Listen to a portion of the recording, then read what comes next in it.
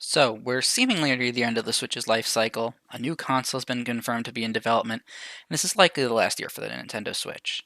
Surely this Direct will be more tame, and why is this the best Direct in a long time? Anyway, welcome everyone. Today I'll be talking about the June 2024 Nintendo Direct. I'll be going through the announcements and talking about the ones that stuck out to me. I won't talk about every announcement, but I'll talk about a decent chunk of them because a lot of them stood out to me because wow, this Direct did not have any right to be this good. We're at the end of the Switch's life cycle. They could have just done a few ports, maybe like one new game, but instead, they kind of went crazy. They did not need to do this. But anyway, let's start. So, the Direct starts with Mario and Luigi. Wait, you mean Mario and Luigi? For those who don't know, Mario and Luigi is an RPG series, and it has been gone for 9 years. Reason being, Alpha Dream, the original company that made Mario and Luigi, went bankrupt. So, the fate of the series has kind of been up in the air for a while, but it looks like it's coming back. Who's working on it? I don't know, but I mean, they're doing a good job. Maybe they have some of the developers that used to work at Alpha Dream at a different company. Don't know, but I mean, it looks like they got it. Working pretty well. I mean, it looks like a Mario and Luigi game. And what's crazy is this is actually the first Mario and Luigi game for a console. All other ones have all been handheld. This is the first one that was made for a console. I mean, the reason for this is partially that there is no handheld anymore because the Switch doubles as a handheld and a console. So, the series kind of had to go to a console, but still, it's a big deal that this is the first time Mario and Luigi has gone console. That makes sense. Has gone to a console. And, it looks pretty good for that. The art style looks nice. I like that they tried to, keep that Mario and Luigi style, but, now in HD and on a console. He has such a way with words. When you're watching it, you see that they're bringing back Bros attacks, all of the traditional Mario and Luigi stuff, and there's even a ton of unique characters. Which, as Mario RPG fans know, unique characters. I mean, this is more of a Paper Mario issue, but unique characters had kind of randomly disappeared for a while, and I mean, Mario RPGs have had a bit of an issue the past chunk of years, and apparently Nintendo heard people complaining because now we've gotten 3 Mario RPGs in the past year. And they were all, in the first 2 were remakes of very popular Mario RPGs. The first one being the first ever one, second one being Paper Mario: The Thousand Year Door, fan favorite. And now we're getting just a brand new Mario and Luigi game that seems to be doing everything right. So apparently Nintendo definitely heard the criticism and is, I guess, apologizing. They're really going all out with the Mario RPGs, and I mean, I can't complain. I like the Mario RPGs. I loved Bowser's Inside Story, so I do like the Mario and Luigi series. Bowser's Inside Story is probably one of my favorite of the Mario RPGs. So, I mean, I'm happy. It's been a long time since I played a Mario and Luigi game. And, if this means we're getting more Mario RPGs, then that's a good thing. And it looks like in this game, they're going to be traveling to different islands. There's this thing called Snoutlet. Looks like he's going to be our little companion character. Kind of like a replacement for Starlo, for those who have played some of the past few Mario and Luigi games. Starlo was like your companion character. This one, it looks like we're going to have Snoutlet, which is a little pink thing, little pink guy with wings, and according to the Direct, he is not a pig. Important to know that. I guess this will be on the test. So we're traveling through islands. Art style still looks great, and it kind of looks like they're having a little bit of an electronic theme. Some of the characters kind of look like outlets a little bit. I don't know if that's just me. Let's see. For example, the main villains, they're all electronic themed, and it looks like they're kind of playing with that idea with a lot of the character designs. So that should be interesting. And the character designs all look good, so I think that's going to be pretty cool. Either way, this seems like it's going to be a pretty fun game. It's probably one of my most hyped announcements of this Direct. I'd argue it's one of the biggest, and probably the game I'm most excited for this year so far. But that's only the first announcement, which is kind of crazy. So, let's head over to the next one.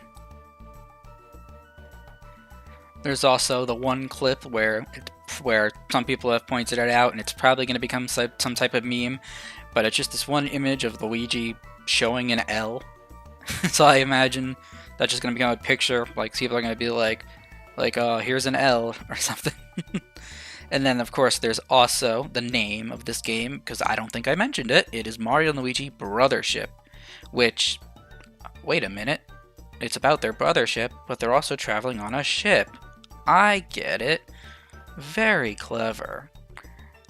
I actually do like the name, but it is a funny name. It's a good name. Anyway, very excited. As I said, one of my favorite announcements. And then, after that, we go to the Nintendo World Championships game, which is a game that has already been announced. That being said, it's still a big one. So yeah, Nintendo World Championships NES Edition. This was announced already by Nintendo, so it's not too surprising, but it makes sense that they would talk about it in this Direct. And it looks good for what it is. Might be, I don't know, I don't remember exactly what the price is, but it doesn't really look like my kind of game. Although it does look like a fun game to just play, and it's definitely going to be some people's favorites. For some people, they're going to really like this game, and, it's fun to do little challenges with these NES games. So, I do think that there's a lot to like here. I probably won't play it myself, but I definitely think it's a good idea, and it makes sense as, like, an end of the Switch's life cycle game. Which is weird to say, because there are a lot of games in here that are big.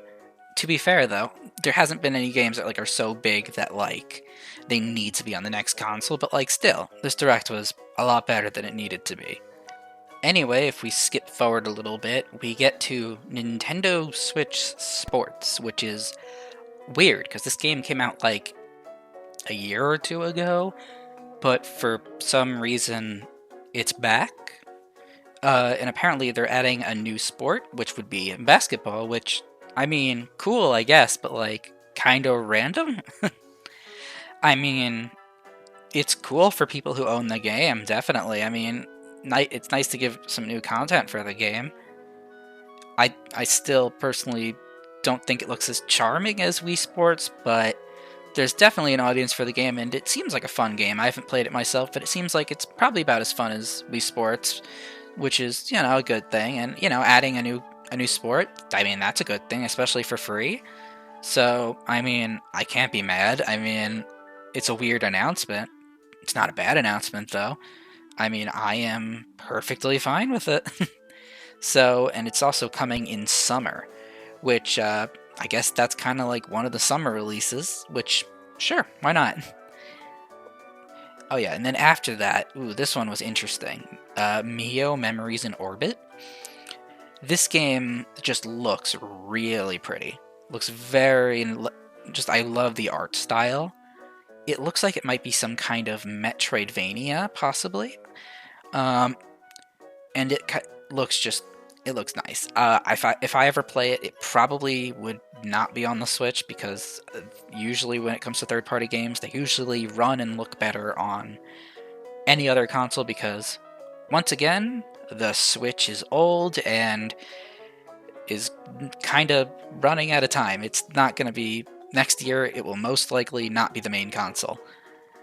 But, I mean, still, this game, it's just it looks really pretty. It looks very fun, very well made, and I'm not sure if I'll play it myself, but it looks really good. And and while Metroidvanias aren't 100% my thing, I would definitely consider playing this, because it just looks good. I'm curious to see more of it. I would definitely look out for it if it interests you. And then after this, they go through a cartoon classics thing. The first one, they show Disney Illusion Island again, which at first I'm like, didn't we already see this? And the answer to that is yes, but they're adding a new update. Now, I have not played this game myself, and I don't know if I will, but I will say that I really do like the art style. It is kind of just the newer Mickey Mouse cartoon art style, but it's a really nice art style, and it just looks very nice on the game. Such a good art style. And then after that, we go to Hello Kitty Island Adventure, which, I mean, not much to say about that. It's Hello Kitty Island Adventure for the Switch. And then, eventually, we go to Looney Tunes, The Wacky World of Sports, which gives me very conflicted vibes. On one hand, a sports games with the Looney Tunes, that's a cool idea. I'm sure it's been done in the past, but I haven't checked. But, I mean, I like the idea of a Looney Tunes sport games. You could, like, have, like, a ton of, like, slapstick or random things happen during the game. It could kind of be, almost be like a Mario sports game in that way. That being said, I can't deny the game graphically looks rough. Like, it does not look that graphically well put together. Maybe it'll look better on other consoles. But, yeah, like, especially when you compare it to, like, how the Disney game looks with Mickey Mouse.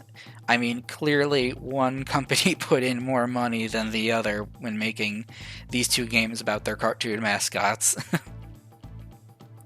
That being said, I mean, for what it is, though, it still looks like it'll probably be fun, and definitely some people enjoy it, and who knows, maybe it'll wind up being really good. You know, even if not, though, I still think the idea of Looney Tunes playing sports, I think that still can bring some fun games, kind of like the Mario sports games. And I mean, hey, Space Jam, you know, it's kind of like Space Jam, I guess, which is, I guess, probably what they're trying to capitalize on. So I guess we'll see how that game goes. And then you have an Among Us announcement, which I have not really been playing much Among Us, but hey, that's cool that they did some more Among Us stuff. Let's keep going. And then, if we skip a bit forward, we get Donkey Kong? Okay, genuinely, I was like, what do you mean Donkey Kong? And then I was like, oh, it's Donkey Kong Country Returns. Except in HD. Yeah, this would be a cool game to not spend $60 on. I haven't checked, and I don't know if they've revealed it yet, but this game is more than likely going to cost $60. And I mean, don't get me wrong, it's a great game. I've played it for the Wii. I don't remember if I finished it, but I definitely played it a while back, and it's good. And I like that it's also going to be along. I like that now that we have Donkey Kong Tropical Freeze. Now we're going to have this as well, both of the Wii games. But I mean, I know it's going to be $60, and realistically, it's just the Wii game with like higher res textures, which I mean, it looks good. It looks fine. It's just you could get it for cheaper for the Wii, or at least you could have when it was originally launched. Either way, one thing that helps soften the blow a bit is that they are adding the 3DS levels, which were exclusive to the 3DS version. So that's nice. That at least makes it a little bit more worth it. I mean, I never played the 3DS version, so that at least gives me some more stuff to play, and even though it's just, you know, the same game, gives me a few more levels.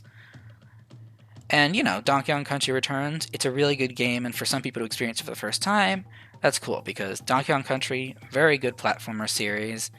They've been doing a lot of good stuff with that franchise, and pretty exciting, even if it's a bit weird. Also, January 16th is the release. Out of all of the announcements, this one is the one that they felt they needed to push off till the beginning of next year.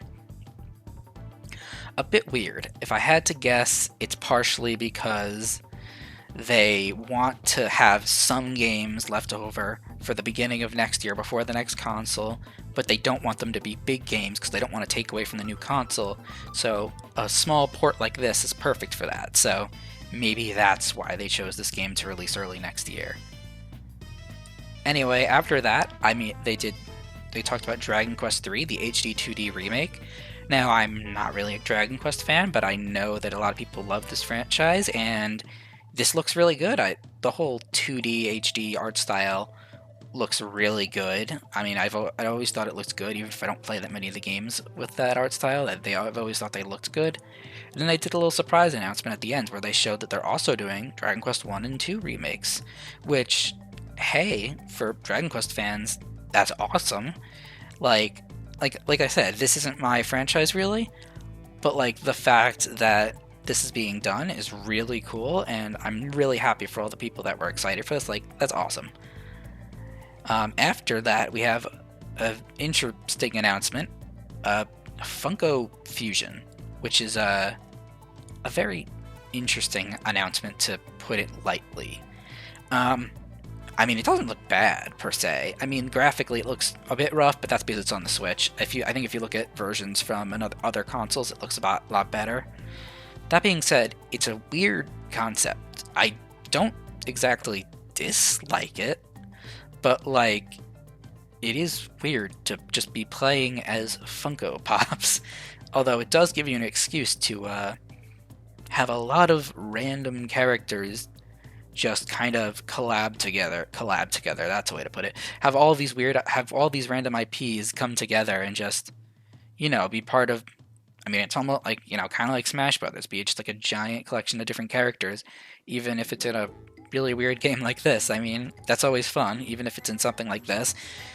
And honestly, this just looks like a funny little, like, fun game, and honestly, I feel like if that's really all this needs to be. It's just like a funny game, and honestly, I don't hate it. I think it looks funny. I think it'll be fun for some people, and I think it'll definitely be like a funny game to just see, especially just like all these random characters being together.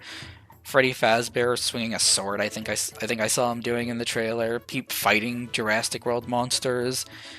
I mean, finally, I think Skeletor is a Funko Pop, so finally, Skeletor will meet Freddy Fazbear. I mean, that's what we've all been waiting for, right? That's the collaboration we've all wanted, clearly. Either way, Funko Fusion.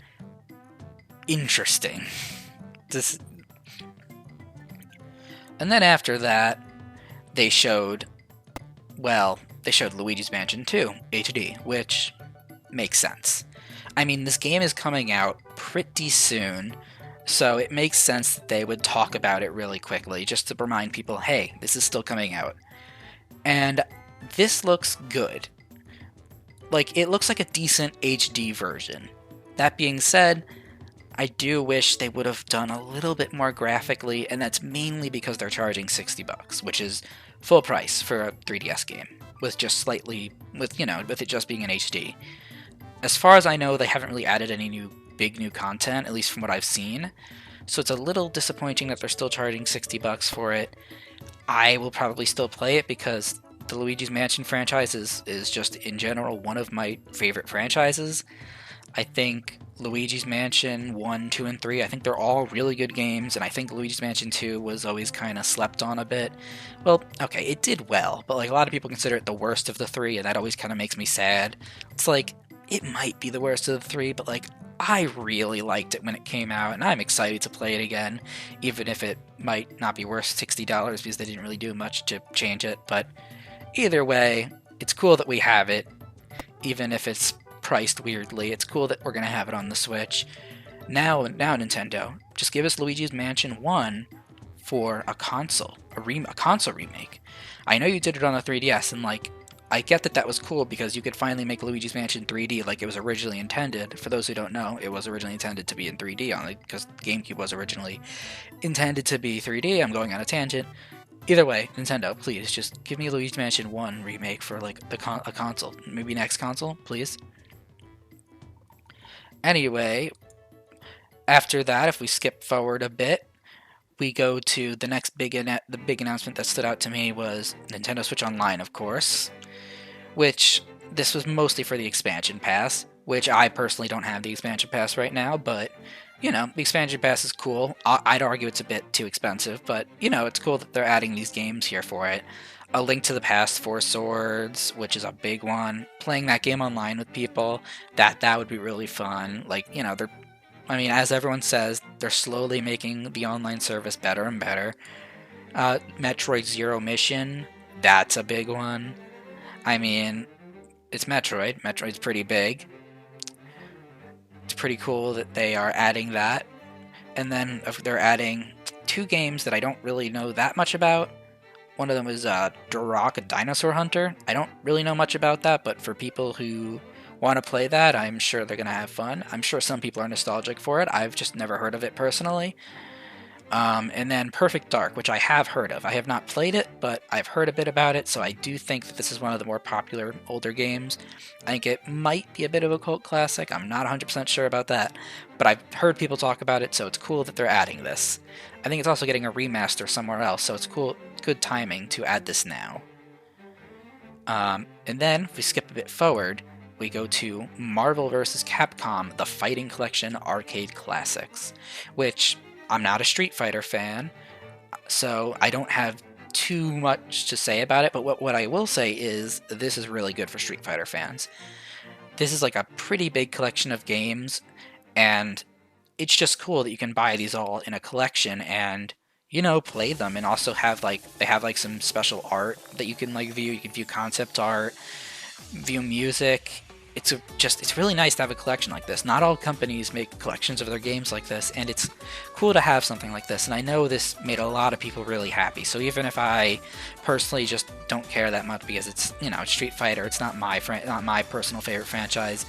It's still really cool for the people who, you know, love Street Fighter, because Street Fighter is a popular franchise. A lot of people do love it. So I'm very curious. So I'm not curious. I'm excited to see this release for those people, and it looks, you know, and it looks fun. I'm not going to play it, but it looks good. Oh yeah, and then after this, Super Mario Party Jamboree.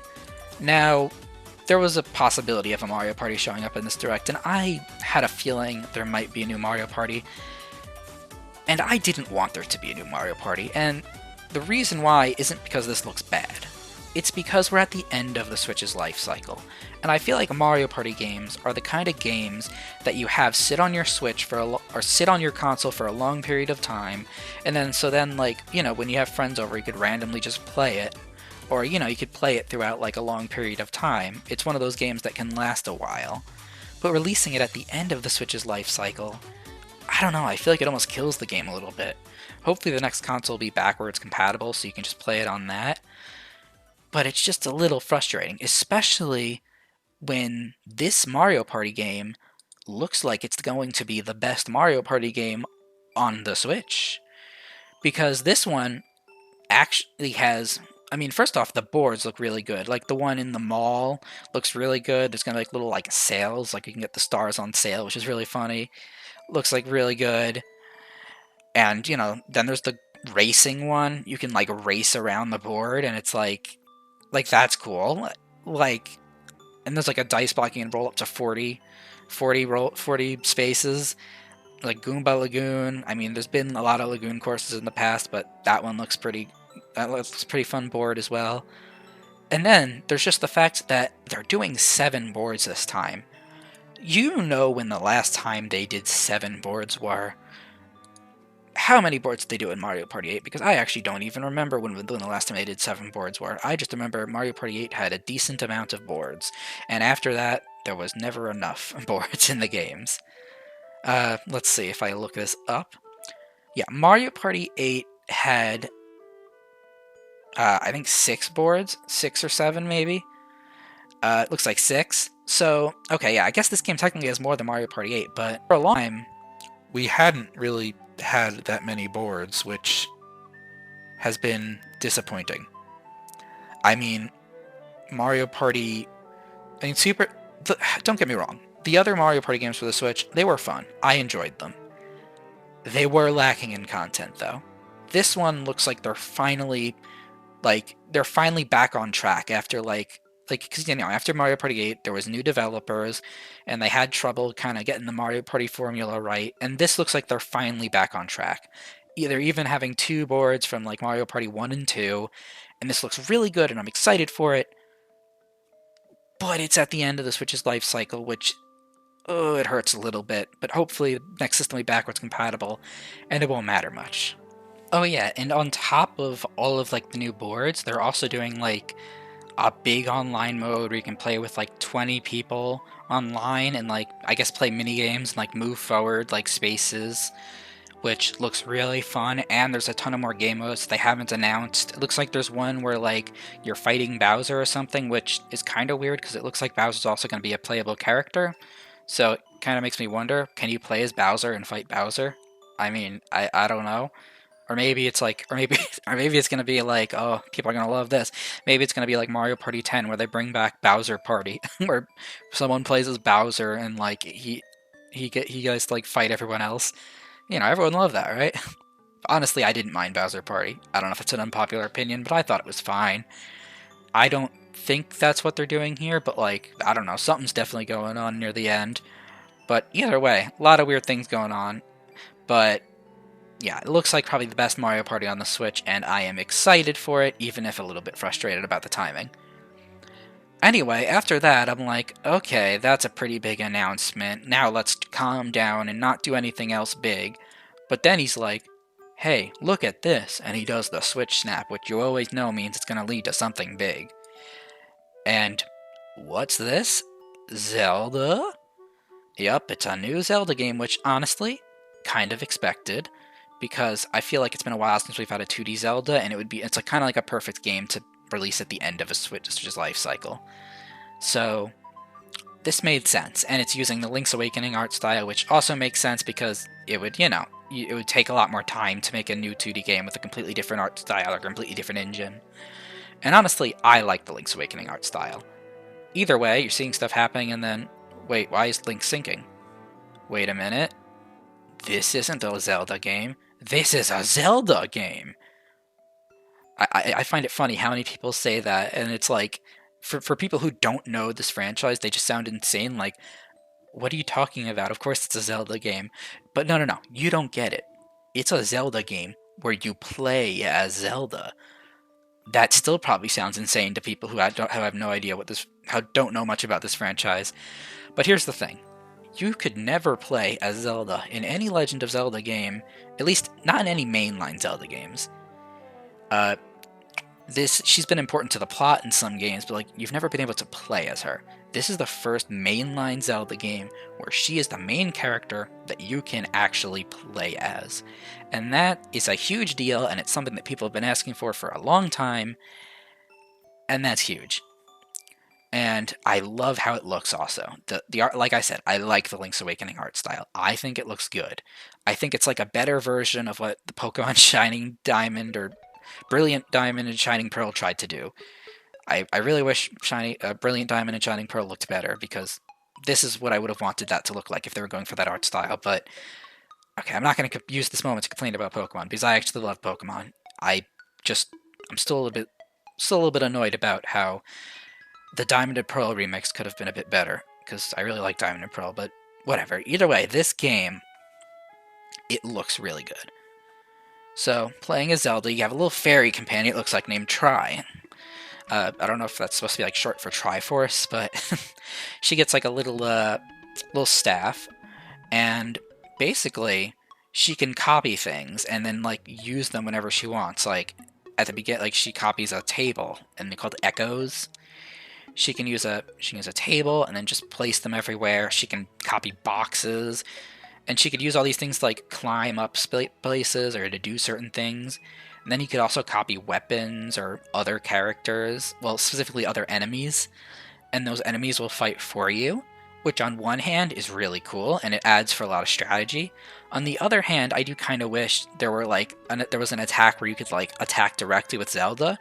But then again, it looks like you can also like copy certain weapons. Like there's one where it looks like she has like a cannon, so that looks like it'll kind of make up for that. And with the amount of things you can copy, it looks like it'll add for a lot of strategy and like random different things you can do. I'm excited to see all the weird things that people do with this power. Like, I imagine that people are going to like copy tables and then like block in a monster and just like leave it stuck between like 4 tables, and they're just gonna be like, well, it's stuck there now, goodbye. Like, I'm curious to see all of like the really funny and weird things people do with this power, and also just the creative things that people do with this power. You know, it's kind of like Tears of the Kingdom, with like everyone's playthrough is going to be a bit different with like the amount of things you can do. And I think that's pretty cool. And also, Zelda, I would just like to point out, Zelda was not holding a cannon. It was like well, it was technically a cannon. You know what? It was a cannon. You've probably seen it in the trailer. It's basically a cannon. Point is, she can copy a ton of things and use them, and it looks really fun, really good. And I hope it is good. It looks good. And, it's probably definitely one of the highlights of this direct, and I hope it does well because this is a pretty big deal. Zelda having her first game, which, okay, is once again weird to say, because, yeah, Zelda having her first game. I mean, should I just say Link having his first game? I don't know. But yeah. Also, I'd like to point out, it looks like in the back that, like, when Link it looks like in the back of the cover art, you see, like, Link and Ganondorf covered in, like, this weird, like, purple mist, like, kind of like the stuff that people are falling into. So I think I wouldn't be surprised if they, like, get, like, possessed or something and Zelda has to fight Link near the end or something. So that would kind of be cool to have, like, a Link boss fight. That would be pretty cool. I mean, I guess they technically already have that with, like, Dark Link and some other games, but, like, still, I think it would be pretty cool if that's what they're going for. Either way, this game, it's looking good. And I hope it's good because it's the first Zelda game. Because it's not the first Zelda game, it's the first game where you play as Zelda in Zelda. Yeah, that's not confusing at all. Anyway, they also releasing a new Switch Lite with it, which, I mean, it looks nice. That being said, is anyone going to buy a Nintendo Switch Lite when the new console is, like, almost guaranteed to come out next year? Like, I'm sorry, but, like, I don't, like, except for, like, collectors and stuff, I really don't see many people wanting to buy a whole nother Switch when the new console is coming out soon.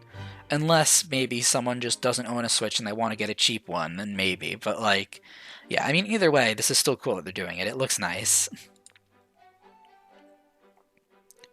And then after that, we of course have Just Dance, because every year has to have a Just Dance. I don't hate Just Dance. It's just weird to me that Just Dance has gone on this long.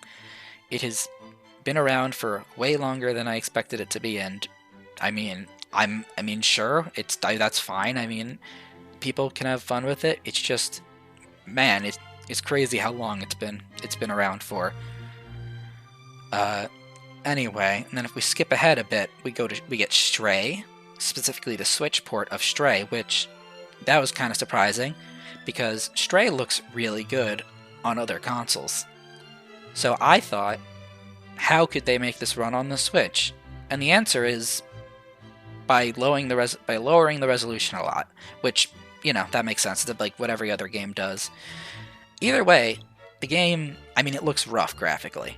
That being said, considering the power of the Switch, I actually think they did a decent job at making it look okay on the Switch. Like, don't get me wrong, if I was going to play this game, I would play it on a different console. But for people who really want to play the game and they only have a Switch, this version looks serviceable. I applaud the developers or whoever was in charge of porting this for, being able to make it look somewhat, being able to make it look somewhat decent and seemingly run okay on a console that's a lot weaker than what the game was intended to run on. I mean, this is only a trailer, so maybe it's going to be a lot more laggy than it looks, but for what it looks like they did a decent job. Once again, it definitely looks fuzzy and not the best, but, like, you gotta give them leeway. It's running on the Switch. The only developers that really make games that run well on the Switch are Nintendo themselves, because it's their console. Anyway, after that, you have a Lord of the Rings game, where you're basically a hobbit. Tales of Shire, a Lord of the Rings game. So, you're a hobbit, and it's Animal Crossing, so, I mean, that's kind of all there is to really say about the game. It's like a life sim Animal Crossing game, but as a hobbit. I mean, there's definitely probably an audience for it. I'm sure someone will really like it. I don't really care, and it is kind of crazy to think that there's still so many, like, Animal Crossing like games coming out trying to, like, capitalize on Animal Crossing success when quite a lot of time has passed. But I guess, game development takes time, so I guess everyone wanted to hop on the Animal Crossing train at the same time, and, then they all just started slowly coming out. Either way, I hope that someone can play this game and enjoy it. I'm sure there's quite a few people who will like it. I mean, Lord of the Rings is a huge franchise. I'm sure there was going to be people that are going to like this game. Personally, I don't care that much about it, but, you know, I'm sure there'll be people who will like it. Oh yeah, and then after this, they were just like, "Hey, here's two Ace Attorney games that have not. Well, one of them was only released in Japan. Yeah, the sequel was only released in Japan, and they're both like little like remakes, and you can like switch between like the sprites and the new like remade graphics, and that's pretty cool. I always like it. It's cool when games do stuff like that. Um, but yeah, this like I'm gonna be honest. I'm not an Ace Attorney fan, but I know like how big of a franchise it is, and to see this like these spin-off games getting like this cool treatment, that's pretty cool. And like I'm sure a lot of people are going to be excited for this, and it looks good. There's a gallery where you can look at art, you can listen to music, you can listen to the music in the game as well. It looks good, and like it's it looks good. I'm not going to play it because it's not my kind of game, but like it definitely looks it definitely looks good, and people are going to be very excited. I mean, you could probably just look at reactions online, and there's probably a lot of people screaming about this game. I wouldn't be surprised. And then after that, we have a Danganronpa game. Except it's not actually Danganronpa. It's basically Danganronpa, but not Danganronpa. It's made by the same developers. It looks very similar, but a little different. Not much to say about that, but that's cool for that's cool for a lot of the Danganronpa fans, because this looks like a game made for them. I mean, it's by the same developers, so hey, that's cool. And then after that, they did a remake of Romancing Saga, specifically the second one, Revenge of the Seven. I know pretty much nothing about this game, if I'm being honest, but it looks like a good remake, and there's definitely a lot of people. Well, okay, I say definitely. I assume there's going to be a decent amount of people who are going to be excited for this. I mean, why else would they remake it if it didn't have a decent amount of people who like this franchise? So for for people who like the Romancing Saga franchise, I imagine they'll be pretty excited for this remake. And I mean, it looks pretty good graphically, and it looks nice. It looks like a very good remake. And then we get to the end of the Nintendo Direct, and it's like, okay, what else could they possibly do? Like, they've done so much. Like, there's so many announcements that could have been the end of the Direct. What could possibly be left that's still worth being the last announcement? And what could it be? Oh, it's Metroid Prime 4. Yeah, no, that makes sense. Yeah, I'm gonna be honest, I wasn't as surprised as some other people to see Metroid Prime 4, mainly because part of me kind of expected it, because I was like, hey, Metroid Prime 4 was said to be releasing on the Switch, or at the very least it was implied to be releasing on the Switch, and we haven't heard of it in like 6 years, and the game has, been in development for a while, and this is likely going to be one of the last few directs for the Switch, possibly the last one for the Switch. At this point, when else are you going to announce Metroid Prime 4? I mean, I did think that it was possible that they might wait a little bit longer, but for like the first time in forever, I thought it was actually possible that Metroid Prime 4 would possibly get an announcement. So when I saw this, I wasn't that surprised. That being said, this game looks very good. I wouldn't be surprised if this releases, kind of like Breath of the Wild, it releases on the Switch and the next console, like simultaneously, kind of like how Breath of the Wild launched on the Wii U and the Switch simultaneously. I assume we're looking at the Switch version right now, though. Then again, who knows? Either way, it graphically looks really nice. So, personally, I'm not the biggest Metroid Prime fan. That's not to say I don't like Metroid. I do. I played Metroid Prime 1 recently, so, like I said, I'm more of a new Metroid fan, I guess. So, I played Metroid Prime 1, and I liked it. So, I haven't played the others, but this looks pretty good. I've also played I played Metroid Dread on the Switch, and I thought that was really good. But this Metroid Prime 4, it looks really nice. It looks like it's the Metroid Prime formula that people really like. except, improved a lot, and like it looks really nice. And honestly, even though this is more of a teaser, this game, people have been waiting for this game for so long. So I am very happy that they finally showed this. Like, it might not be my favorite announcement, although it is a good announcement. This makes sense to be the final announcement. Like, this is a huge announcement. It looks great. I'm sure it'll be a good game. I wouldn't be surprised if it sells a lot, because if it's gonna be on the Switch already has a ton of people playing games on it, and there were 2 Metroid games already released for the Switch, so now there might even be more Metroid fans, so now Metroid Prime 4, it has a chance to sell a lot more, or Metroid Prime 4 Beyond, as it's called. And the game, as you might guess, is releasing in 2025 because, did you really think it was going to release this year? This year's already pretty stacked from this Direct alone, and honestly, like I said, this game is probably going to launch simultaneously with whatever the new console is called. I don't know, maybe it'll be called the Nintendo, I don't know, Snap or something, or I don't know, I feel like I saw Snap as one of the suggestions somewhere, because there's like the rumors that they might be like magnetic Joy-Cons, so it's like they snap on. Doesn't matter, whatever the new console's going to be called, this is probably going to be a launch title for it, while also launching on the Switch at the same time. And that is cool. And I am just in general very happy, not just with this announcement, but with this entire Direct. Because like I said earlier, this Direct didn't have to be good. I went into it with like low expectations.